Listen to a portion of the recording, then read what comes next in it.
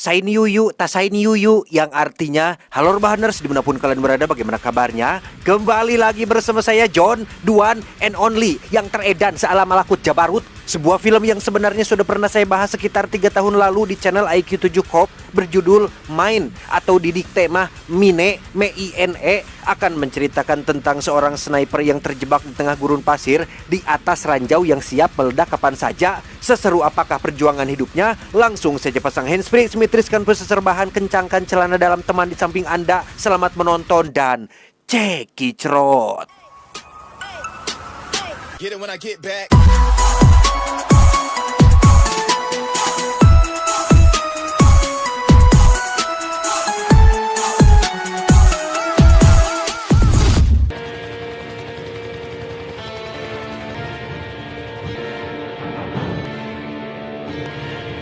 Berlatar di daerah gurun Afrika Utara, cerita diawali dengan memperlihatkan seorang sniper bernama Mike dan rekan spotternya Tommy. Diketahui mereka sedang dalam misi rahasia untuk mengeksekusi seorang teroris berbahaya yang memang sudah hampir 13 bulan berada dalam pantauan pemerintah, di mana mereka sendiri sudah berada di gurun ini sekitar 3 bulan lamanya demi hanya untuk menghabisi teroris ini.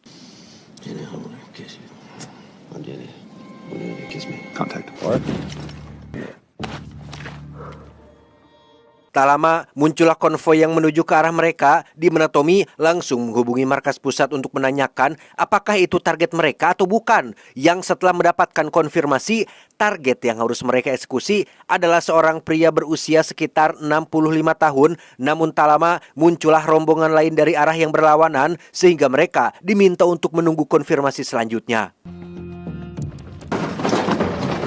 Target 10 o'clock. Copy 977. Engaged. Tommy langsung mengkonfirmasi jika itu adalah target mereka yang diduga sedang akan melakukan transaksi dengan anggota lain. Namun setelah diilik-ilik, ternyata itu bukanlah sebuah transaksi, melainkan sedang melangsungkan upacara pernikahan antara anak si teroris dengan wanita yang entah keturunan siapa, di mana markas pusat langsung memberitahu jika target mereka tidak memiliki keturunan sama sekali, sehingga Mike langsung membatalkan misi tersebut.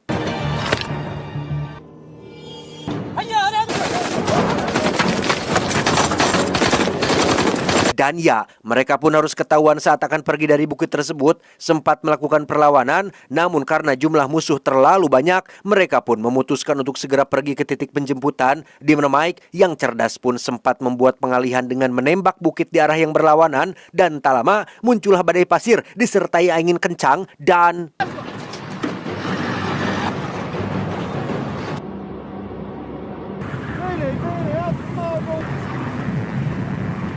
Singkat cerita, badai pun berlalu.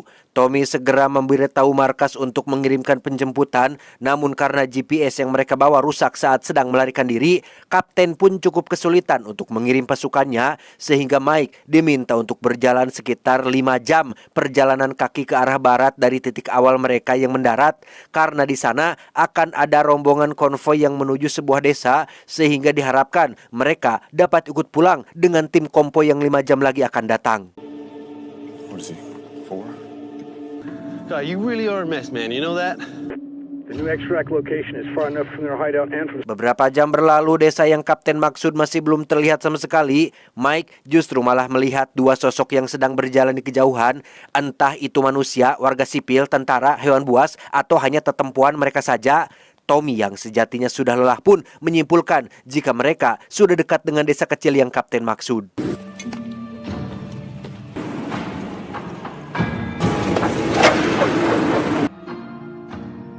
Tak lama, Mike pun dikejutkan oleh selempeng kaleng yang jatuh tepat di hadapannya. Entah dari mana asalnya kaleng tersebut, namun Mike cukup dibuat panik saat mengetahui jika itu adalah tanda ranjau darat alias landmine yang biasa dipasang oleh para tentara ketika sedang berperang. Yang itu berarti saat ini mereka sedang berada di sekitar zona ranjau dari sisa perang yang sudah berlalu.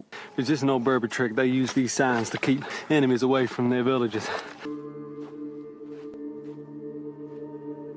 Tak ingin membuat temannya panik, Tommy mencoba menenangkan Mike dengan mengatakan jika memang ranjau-ranjau itu pasti sudah lama tidak aktif. Namun Mike langsung menyela dengan mengatakan bahwa sebuah ranjau darat bisa bertahan hingga 40 tahun lamanya dengan daya ledak yang tidak berubah dan setidaknya akan ada minimal 33 juta ranjau aktif di satu zona perang yang ketika Mike sedang melihat area sekitar dan Tommy tetap kekeh untuk melanjutkan perjalanan, tiba-tiba Come on, Mike.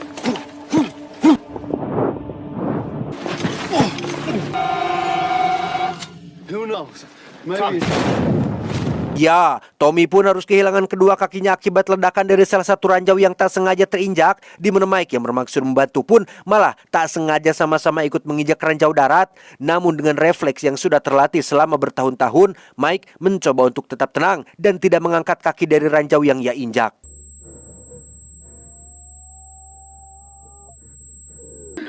Tommy, listen to me, man. I can't move, okay? I stepped on one of them too, all right? Menyadari dirinya tak akan selamat, Tommy pun memutuskan untuk bundir dengan menembak kelapanya sendiri dan berpesan agar Mike tidak menyerah seperti dirinya. Sehingga kini Mike harus berjuang sendiri untuk tetap bertahan dan segera meminta bantuan dari markas pusat. Tommy, no. You stay alive, man.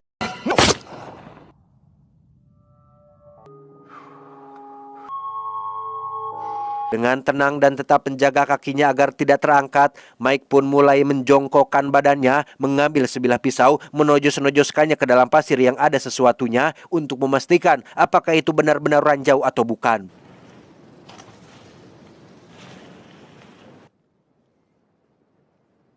Dari kerasnya objek dan suara treng yang Mike dengar saat menusukkan pisaunya, ia yakin bahwa itu adalah sebuah ranjau. Ia kemudian mencoba menggapai radio yang berada di dekat Tommy dengan maksud untuk menghubungi markas pusat.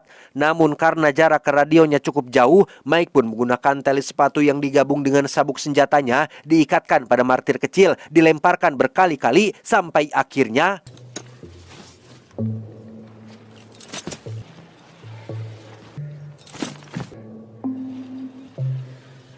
karena cara barusan tidak berhasil, Mike pun kembali berdiri untuk mempermudahnya dalam melempar tali. Namun kali ini, Mike juga harus menjaga keseimbangan tubuhnya agar tidak sampai memicu ranjau yang ia injak aktif dan...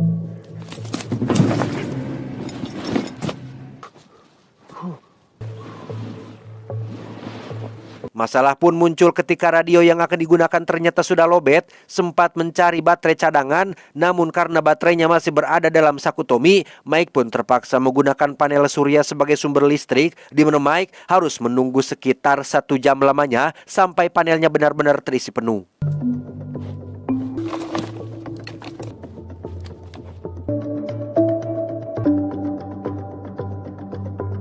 Sambil menunggu, Mike pun membongkar seluruh isi ransel yang sedari tadi ia bawa. Di situ Mike juga menemukan hand flare yang memang selalu ia bawa untuk keadaan darurat seperti ini. Yang tak lama, radio pun akhirnya menyala sehingga Mike langsung menghubungi markas untuk memberitahu bahwa Tommy, rekan spotternya, sudah tewas dan saat ini dirinya juga sedang dalam kondisi darurat karena terjebak di zona ranjau darat. And I'm in critical condition, requesting immediate extract with EOD.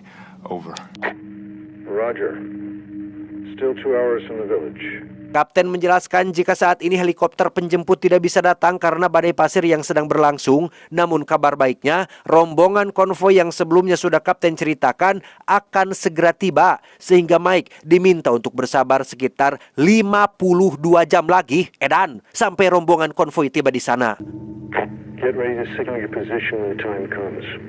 And try to contact you via radio. Entah si kapten ini berniat untuk menyelamatkan Mike atau tidak, ia menjelaskan bahwa meskipun rombongan benar-benar tiba di sana, ia tidak yakin jika dirinya masih sanggup bertahan atau tidak. Coba Anda bayangkan, sudah mah sendirian di tengah gurun, panas menyengat, badai pasir yang muncul mendadak, gak ada pohon, gak bisa kemana-mana, kaki sing siremen karena terus berdiri. Yang semua itu akan ia alami selama 52 jam ke depan. Great. Given the scenario, Sambil ngemil coklat dan stok air minum yang sudah habis, Mike pun mulai berpikir keras untuk bisa keluar dari tempat ini dengan selamat. Namun, belum juga dapat ide, Mike langsung dikejutkan dengan kemunculan badai pasir yang mengarah kepadanya. Sehingga dengan terburu-buru, Mike langsung mengemasi semua barang-barang, termasuk menggunakan senjata sebagai penopang tubuh untuk membuat dirinya tetap tegak.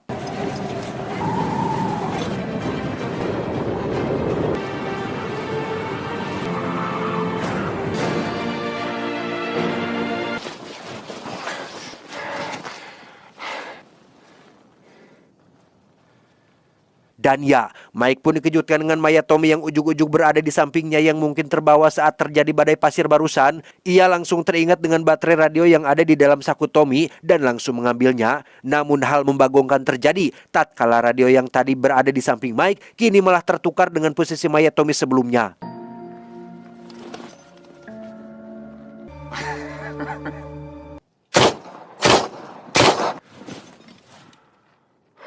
Sempat akan mengakhiri hidupnya, Mike tiba-tiba dikejutkan dengan kemunculan seseorang yang sepertinya adalah warga lokal. Mike cukup dibuat heran saat melihat si pria dengan santainya berjalan zigzag, seolah ia sudah mengetahui setiap tata letak dan titik di mana ranjaunya ditanam. Is there a village on the other side of that dune? Water!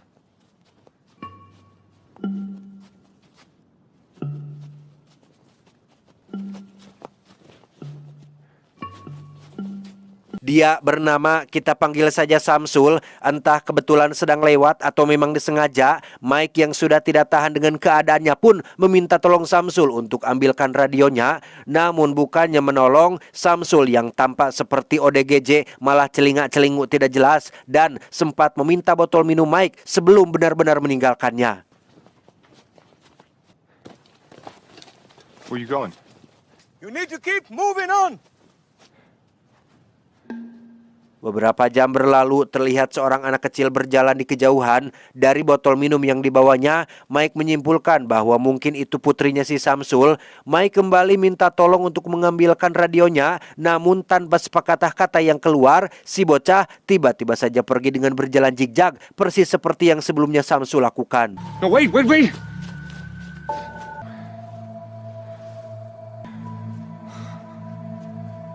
15 jam berlalu tanpa makan, tanpa minum, dan hanya ngajanteng di tengah gurun yang panasnya, nauzubillah. Mike yang tak ingin mati kehausan pun nekat meminum air seninya sendiri. Hingga saat sore pagi menjelang, Mike memutuskan untuk menenangkan diri sambil memutar musik. Dan dengan pengalamannya selama di militer, tak sulit bagi Mike untuk sekedar menyalakan api dengan alat seadanya demi menjaga suhu tubuhnya tetap hangat dari malam yang sebentar lagi akan tiba.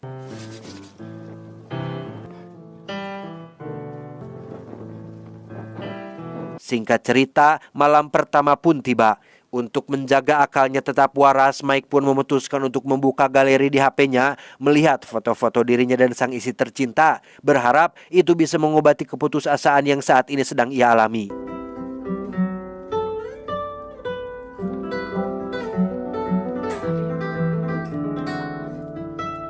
Larut malam, Mike terlihat masih bentak karena memang satu-satunya cara agar ia tetap hidup adalah hanya dengan tetap terjaga sepanjang malam agar kakinya tidak terangkat. Dan karena api unggun yang merupakan satu-satunya sumber cahaya sudah padam, kini Mike benar-benar harus bertahan dalam sunyinya gurun ini seorang diri. Dan tiba-tiba...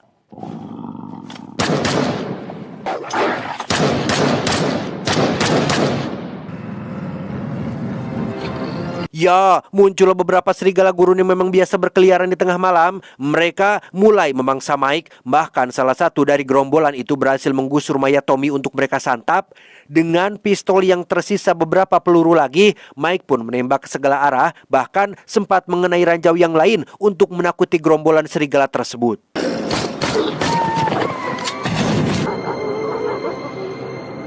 Singkat cerita, esok pagi pun caang. Berkat latihan keras yang selama ini Mike jalani, ia berhasil melewati malam pertama dengan selamat dalam keadaan tetap terjaga.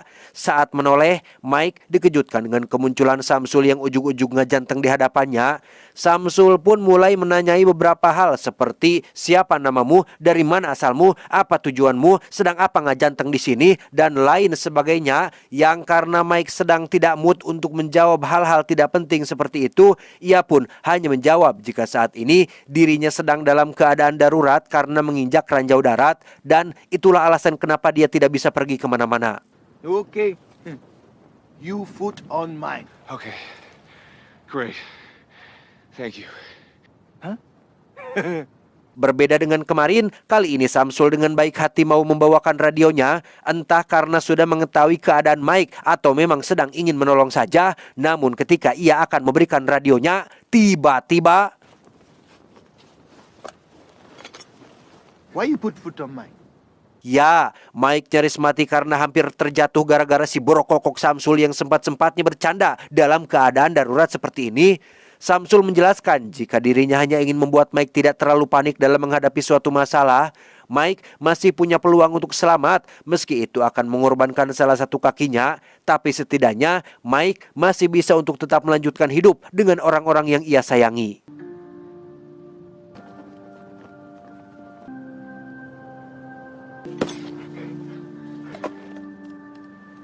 Setelah memberikan radionya, Samsul pun kembali meninggalkan Mike sambil tetap berjalan zigzag. Sementara Mike, ia mulai menyobek sepatunya yang mulai iritasi.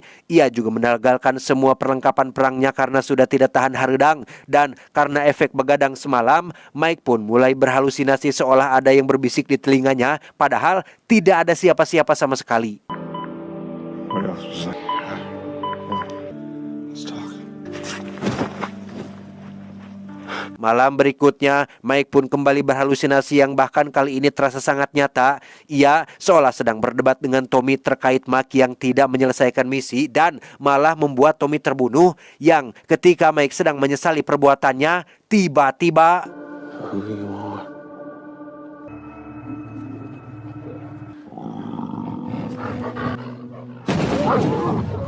ya, muncullah para serigala yang kembali memburunya. Dengan sisa peluru yang masih ada, Mike pun kembali menembak ke segala arah. Sempat tergigit di bagian lengan, Mike yang masih memiliki harapan untuk hidup pun mengerahkan semua tenaga yang tersisa untuk melawan para serigala yang beraninya keroyokan.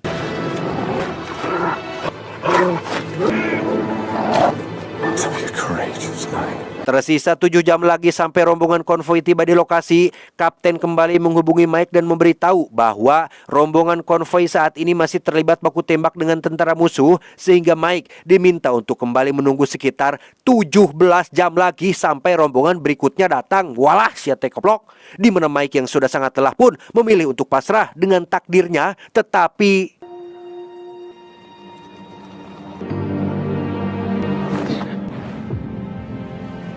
beruntung Samsul datang tepat waktu dan berhasil menyelamatkannya. Sambil diobati, Samsul pun bercerita bahwa dirinya juga dulu bernasib sama seperti Mike, yaitu tak sengaja menginjak ranjau darat. Ia juga mengalami perasaan yang sama seperti takut, kesepian, tidak berdaya, putus asa, bahkan sempat akan mengakhiri hidupnya. Namun semua itu bukanlah perkara yang sulit ketika ia teringat dengan keluarga kecilnya.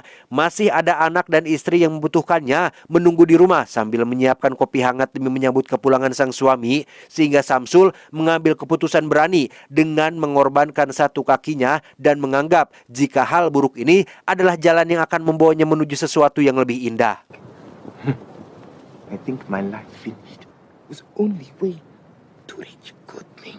Sebelum Samsul pergi, Mike pun menyampaikan salam terima kasih untuk anak Samsul yang sebelumnya sudah memberi air minum. Di mana Mike benar-benar terkejut saat Samsul mengatakan bahwa dirinya memang mempunyai seorang anak perempuan, namun sudah lama meninggal dunia. Dan orang yang sebelumnya mengantar air adalah tiada lain itu si Samsul sendiri. Sehingga bisa disimpulkan bahwa sejak terjebaknya Mike di tempat ini, ia sudah mengalami yang namanya halusinasi alias fata morgana. Bahkan kemunculan Samsul sendiri bisa jadi adalah bagian dari halusinasi itu sendiri.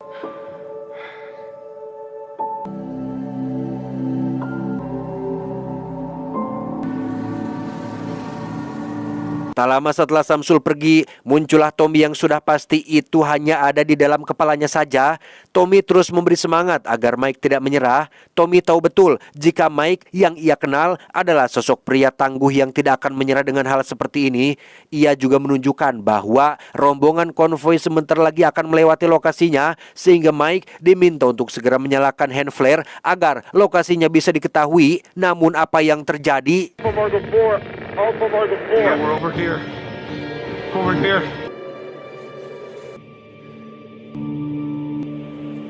Ya, tidak ada konvoi, tidak ada hand flare, tidak ada siapa-siapa di sana. Yang ada hanya Mike dan hand flare yang jaraknya di luar jangkauan Mike, yang ketika Mike akan mengambilnya, tiba-tiba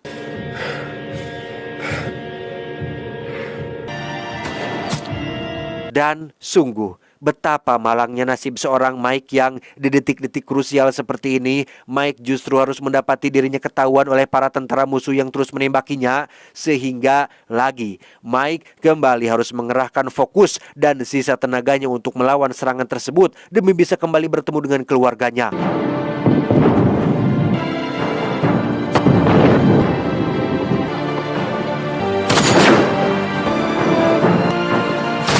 Dan ya, meski dengan keadaan kaki yang tidak boleh berpindah sama sekali, Mike masih bisa melumpuhkan pasukan musuh dengan begitu akurat. Tidak terbayang jika si Mike ini berperang dalam keadaan 100% prima. Mungkin satu peleton pun bisa dilumpuhkan dengan mudah. Di mana keberuntungan benar-benar selalu berpihak pada yang berani ketika Mike berhasil melumpuhkan semua musuh tepat saat pelurunya juga sudah habis tak tersisa.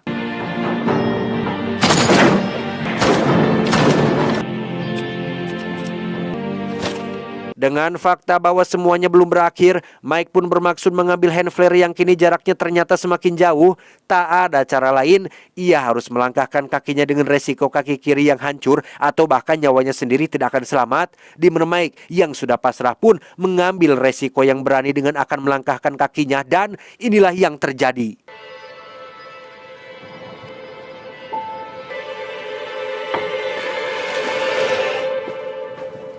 Dan eng-ing-eng, tidak ada ledakan, tidak ada ranjau darat, tidak ada kaki yang hancur, tidak ada nyawa yang melayang. Hanya ada Mike dan setumpuk pasir dengan benda misterius yang selama ini selalu membuatnya merasa berada di ambang kematian. Perlahan tapi pasti, Mike pun mulai menggalinya. Dan tebak apa ada di situ? Apakah sapi atau cuco tolokotok?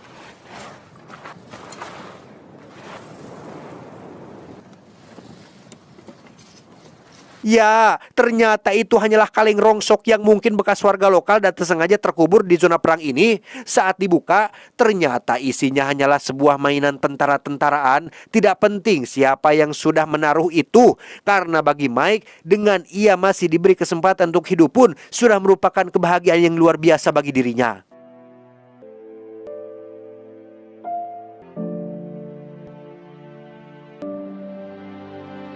Karena rombongan konvoi sudah mulai menjauh, Mike pun dengan cepat mengambil hand flare dan segera membukanya. Beruntung mereka dapat menemukan keberadaan Mike. Yang tak berselang lama, muncullah pasukan anti bom yang mulai menyisir tempat itu dan berhasil menyelamatkan Mike tepat waktu.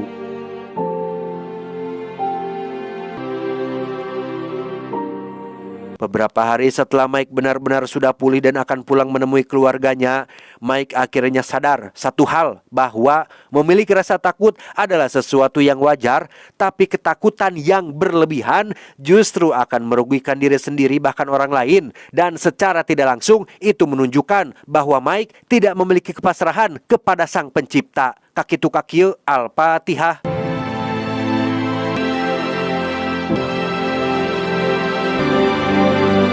Tamat, ending yang cukup mengkaleng-botankan.